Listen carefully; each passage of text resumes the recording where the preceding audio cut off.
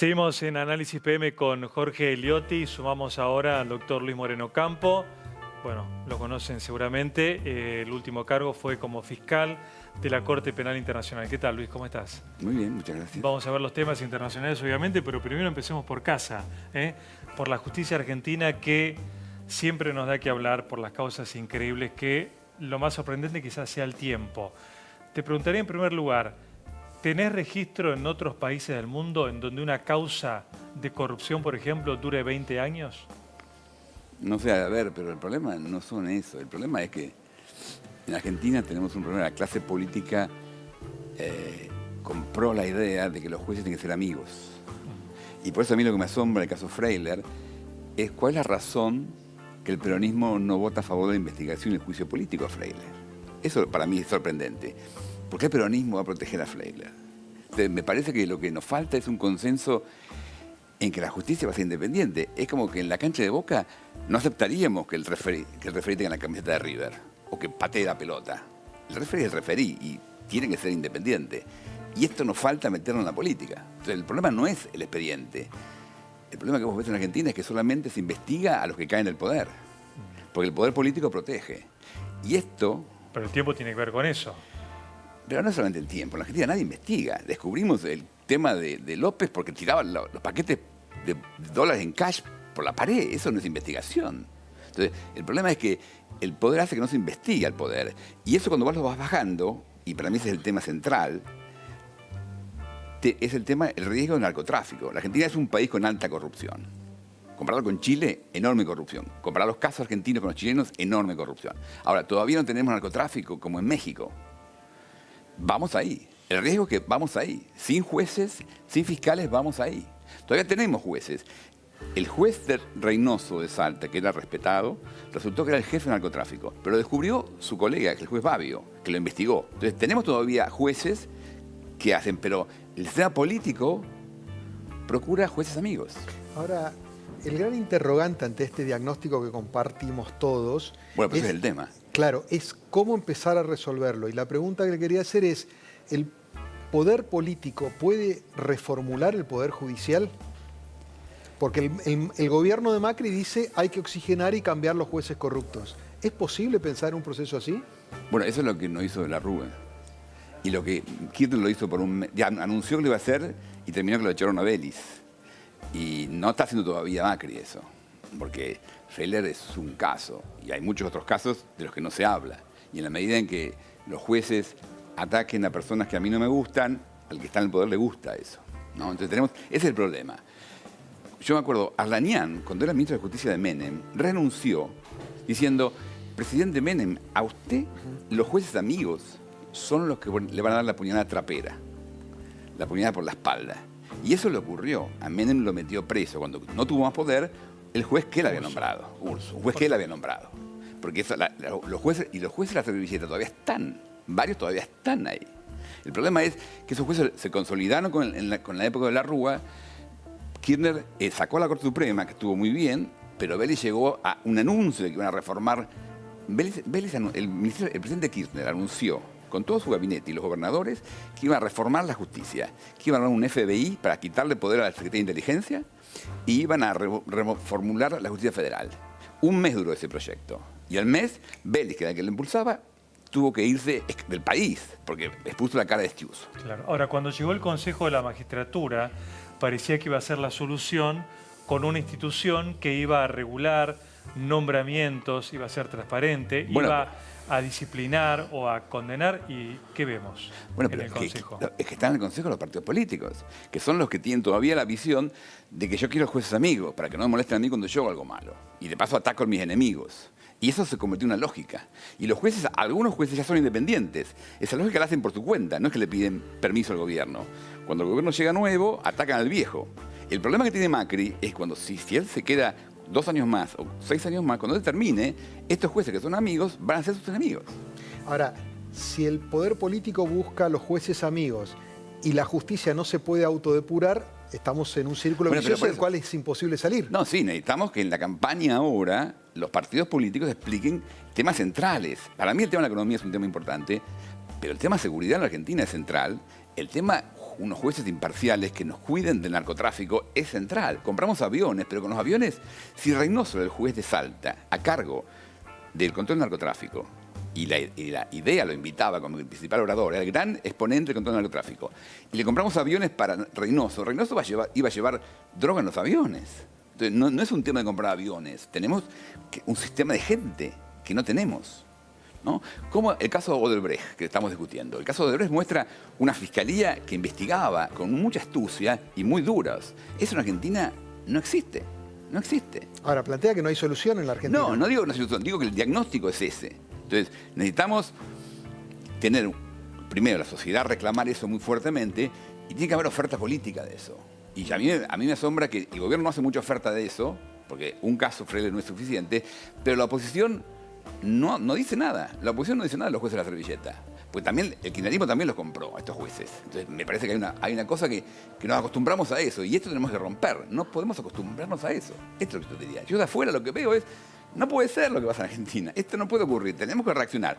Mañana yo veo una reunión de los empresarios argentinos discutiendo anticorrupción del Consejo Empresarial de América Latina. Bueno, necesitamos tener empresarios, porque hace falta una masa crítica. La verdad que es horrible ser presidente de Argentina. Yo lo escuchaba recién. Los sindicalistas te van a apretar y es por plata. Los políticos te van a apretar y es por plata. Los jueces amigos son para que yo pueda hacer campaña y juntar plata de otro modo.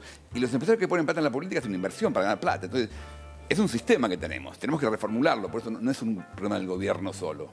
Y los empresarios tienen que hacer su parte, muy importante, porque los empresarios son el poder permanente. Son los que están siempre ahí. También hay una cuestión cultural.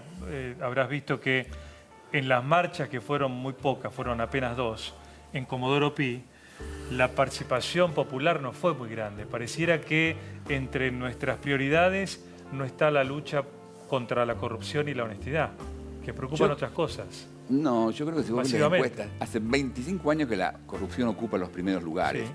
No es el primero. Si vos no comés, no pedís contra la corrupción. Además, yo creo que un problema, el sistema legal no filtra bien para abajo. La gente que está abajo, si el político del barrio le ayuda, y no le importa que está corrupto, porque igual todos roban. Entonces me parece que hay un tema complicado, cómo ser eficiente y a la vez hacer control de corrupción. Ese es el diagnóstico. Entonces me parece bien lo de Freiler. Me parece la pregunta es, peronismo, ¿por qué no apoyan? ¿En qué momento siente que empezó a generarse ese círculo vicioso de corrupción en la justicia? Yo soy responsable. Porque cuando se fue Trasera, a mí nombrado fiscal de la Cámara Federal, yo intenté organizar los fiscales para investigar la corrupción. Y ahí fue cuando Cora decía, hay jueces de amigos y jueces de enemigos. Necesitamos jueces de amigos. Corach. Sí. Y ahí entonces lo que hicieron fue nombrar fiscales federales y jueces federales amigos. A mí quisieron sacar una ley para dividir mi oficina y que yo me fuera a ir. Y yo ya había terminado el juicio haciendo el DIN por los carpintadas y dije, bueno, ya está. Hicimos lo que pudimos. Pero lo que yo aprendí ahí fue, nosotros investigábamos corrupción. Me acuerdo, teníamos un caso contra Jorge Tirac, el padre del actual ministro. Y logramos procesarlo, pescándolo, porque él estaba pescando una gran bote en el Caribe. Noticia lo pone en primera plana. Sí. El presidente Menem dice, qué barbaridad, un hombre procesado no puede manejar una compañía pública como es Omisa. Lo saca, lo reemplaza. Y pensamos, María Julia. Claro, y la nombran María Julia Sogaray. Exacto. Entonces, esto es lo que yo aprendí como fiscal. Es ridículo que nosotros tratemos de después limpiar las cosas. El presidente tiene que comprometerse. Por eso cuando él quiso dividir mi fiscalía, yo me fui. Pero lo que pasó fue que el esfuerzo que hicimos para investigar la corrupción, que tuvimos algunos impactitos, generó la idea de los jueces amigos. Y ahí fue cuando Ranián renunció, diciendo, son los primeros que van a poner el puñal. La chance de cambiar eso fuerte, porque Cristina Kirchner rompió el bloque peronista para oponerse a los jueces de la servilleta. Entonces había un momento, cuando subió de la Rúa, que era el momento de cambiar. Y no lo hicieron. De la Rúa se compró el modelo. Y después Kirchner, que estuvo a punto, fue para atrás. Y ahí estamos. Estamos ahora en un pantano. Que Macri lo heredó, no lo produjo, pero tampoco lo está secando. Entonces me parece que si vos me preguntás el diagnóstico, cuando empezaste la pregunta, ¿cuánto tardan los expedientes? No es cuánto tardan. Es cómo hacemos que la clase política trabaje para nosotros, no para ellos, y que designe jueces que tengan responsabilidades. Y que también eso implica que la clase política va a tener problemas para financiarse ilegalmente. Y eso es bueno. Y es porque eso implica que entonces los empresarios corruptos van a tener menos ventajas políticas. Entonces los empresarios hay incentivos para la honestidad. Entonces, ese es el sistema que tenemos que modificar. Ahora, hay un tema ahí que incorporó al mencionar, al pasar, el tema del funcionamiento de los servicios de inteligencia como si fueran una parte del mundo judicial. Eso... Bueno, esa es la locura de Argentina. En Estados Unidos la CIA está para afuera, no puede intervenir adentro. El FBI está para adentro. En la Argentina, y eso es lo que decía Belli en su momento, en la Argentina no tenemos FBI. Tenemos una CIA que opera para adentro, porque la CIA, la Secretaría de Inteligencia Argentina operaba para la CIA. Entonces, hacía el trabajo de controlar qué pasaba en Argentina con respecto al anticomunismo. Eso es lo que hacía la Secretaría de Inteligencia. Entonces, Justo se educó. Y por eso no investigan nada. El tema de la AMIA, que ahora están discutiendo, a mí me alucina porque lo que falló ahí fue la investigación. La investigación, Justo estuvo metido en la investigación de la AMIA y lo que hicieron fue destruirla. Justamente se sospechaba en la investigación de la AMIA que era algún grupo de terrorismo islámico con una conexión nacional que venía de los servicios. ¿Y qué hizo Stiuso? Nombró para investigar esa conexión nacional al capitán Vergés, que era el jefe de inteligencia de Córdoba, que hoy está preso.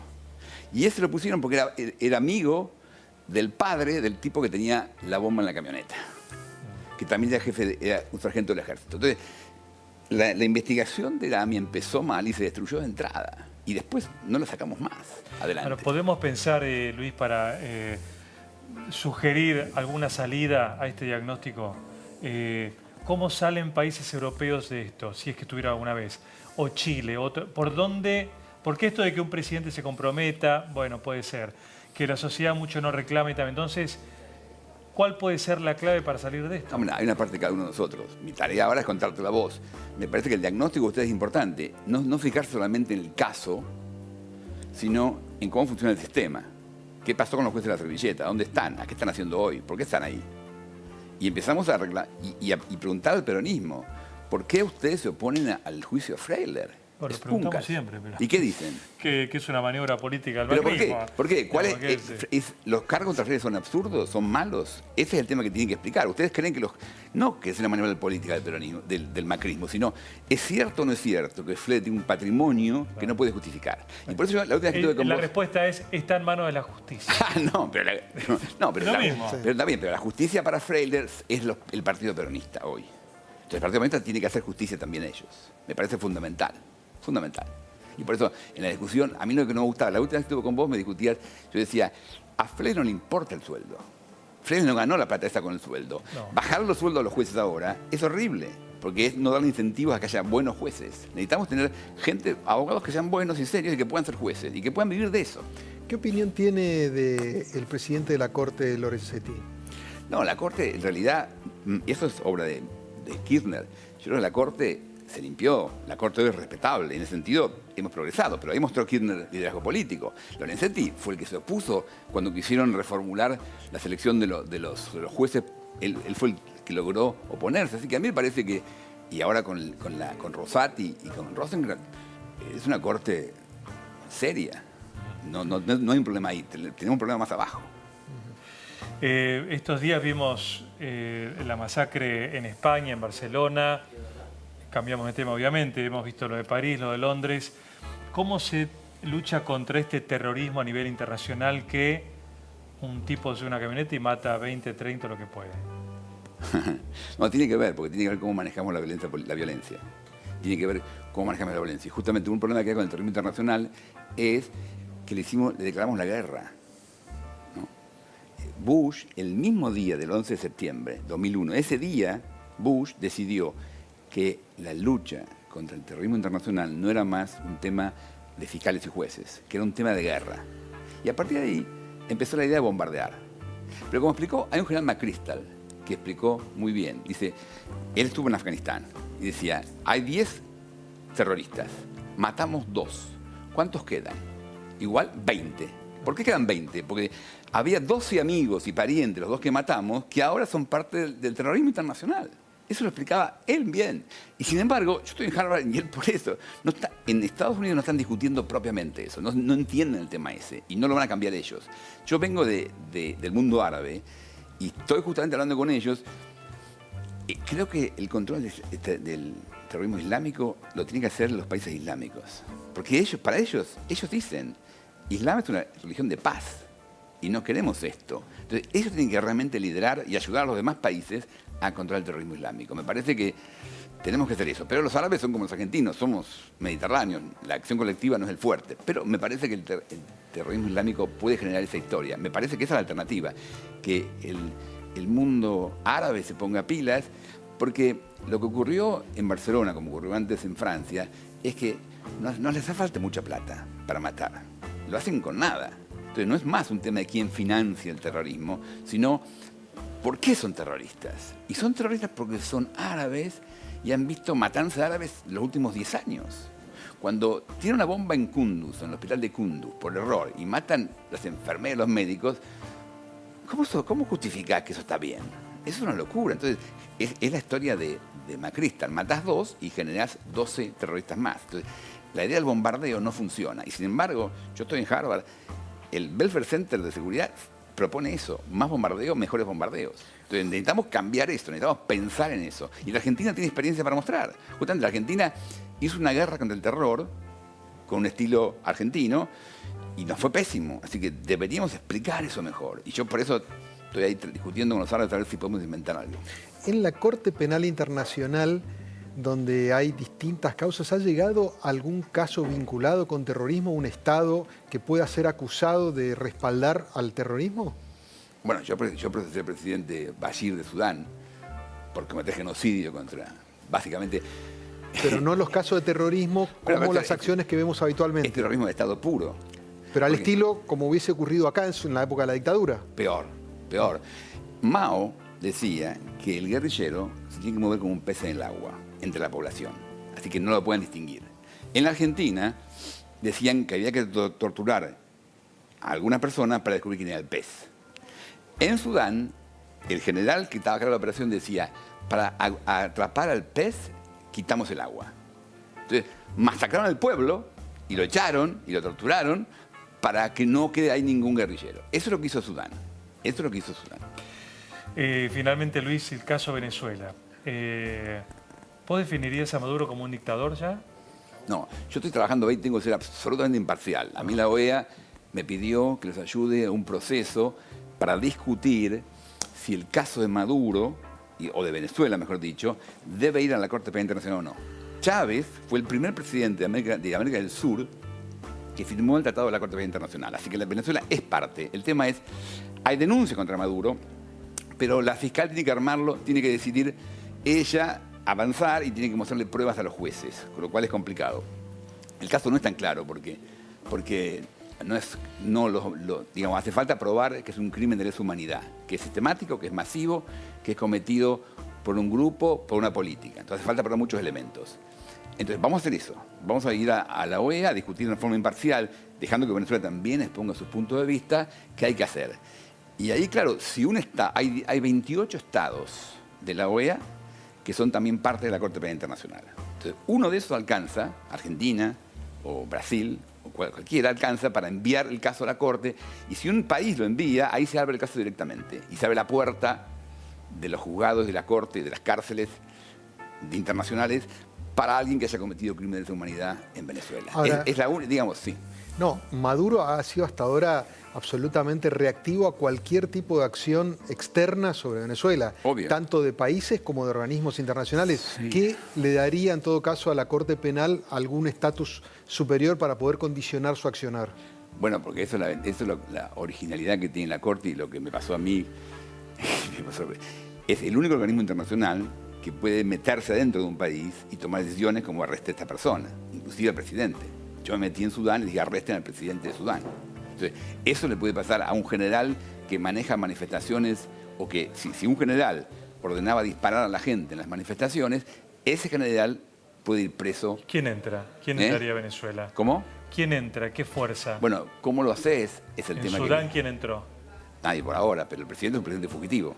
Justamente, necesitas tener una diferencia enorme es que en Sudamérica, ¿sabes cuántos países son de la Corte Penal Internacional? Todos. Entonces, si Venezuela actuara, si la Corte actuara en Venezuela, la situación sería, me parece que es el único organismo que puede actuar, digamos. Nadie más va a hacer algo. Por eso a los venezolanos les queda esta esperanza y vamos a ver cómo la armamos. Sería buenísimo. Sería la primera vez en Latinoamérica que actúa la Corte Penal. Bueno, Colombia fue el mejor caso que yo nunca hice. Colombia fue un caso que En la época mía, en Colombia había crímenes masivos y yo empecé a discutir con el gobierno que ustedes no investigan esto, bueno, investigan a los guerrilleros, pero no investigan a los militares. Y Uribe iba avanzando y investigaba a todo el mundo. Entonces, en Colombia, Santos hizo el acuerdo con los guerrilleros en La Habana y todos estaban condenados. Yo me reuní con ellos en La Habana, después cuando ya había sido dejé de ser fiscal, y estaban todos condenados y además sabían muy bien, justamente, los tipos entendían muy bien la Corte Penal Internacional. Los guerrilleros me decían, entendemos que no nos pueden amnistiar, pero no queremos ir presos, cuáles son las alternativas. Justamente, metieron en la cabeza a los guerrilleros la idea de que la ley existe. Y eso es un cambio fundamental. Y eso es lo que espero, que más allá de que vaya alguien preso, ¿no? Yo espero que no vaya nadie preso en Venezuela, pero que se acaben los crímenes, Claro. y que cambie la situación. Ese es el objetivo. Muchas gracias, Luis. A ustedes. Gracias, Jorge. Hasta Gracias, la próxima. Gracias. Y gracias a ustedes, por supuesto.